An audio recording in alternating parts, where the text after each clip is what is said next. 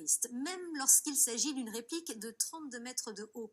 À Saint-Hilaire-de-Riez, en Vendée, une mini dame de fer a été installée près d'une plage il y a un mois. Et depuis, elle crée l'attraction, elle dope l'économie locale, à tel point que la mairie ne veut pas s'en séparer. Adrianos, Jérémy Père. Même en modèle réduit et très loin de Paris, la Tour Eiffel fascine. Oui, je te vois pas.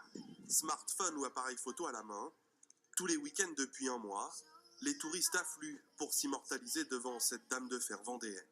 Très joli, les enfants sont super contents, c'est sympa, on connaît le coin, donc une petite tour Eiffel en plus, c'est sympa. J'aurais cru plus petite, elle est vraiment impressionnante parce que là, il y a quoi, elle doit faire une quarantaine de mètres.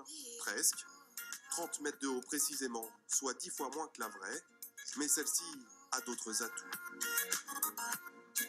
C'est moitié plage, moitié ville, on se croit à Paris et à la mer. Elle est mieux que la vraie, elle a un peu plus de couleurs. Construite initialement pour l'arrivée le 24 septembre dernier de la Meule Bleue, une course de mobylettes complètement décalée à laquelle participent des chefs d'entreprise de l'Ouest.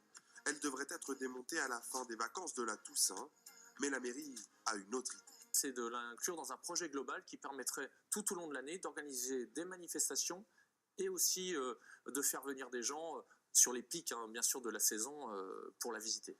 D'autant plus que les retombées économiques sont conséquentes pour les commerçants. Déjà au niveau visiteur, le long de la Corniche, c'est sûr, et au niveau de notre établissement, les gens viennent donc plus nombreux au restaurant, ils nous demandent plus une vue sur mer, mais vue Tour Eiffel. Le propriétaire de cette réplique se dit prêt à la céder à la mairie contre un peu moins de 100 000 €. Il aimerait avant cette opération qu'elle soit installée non loin d'ici, au Sable d'Olonne, pour l'arrivée du Vendée Globe en 2017.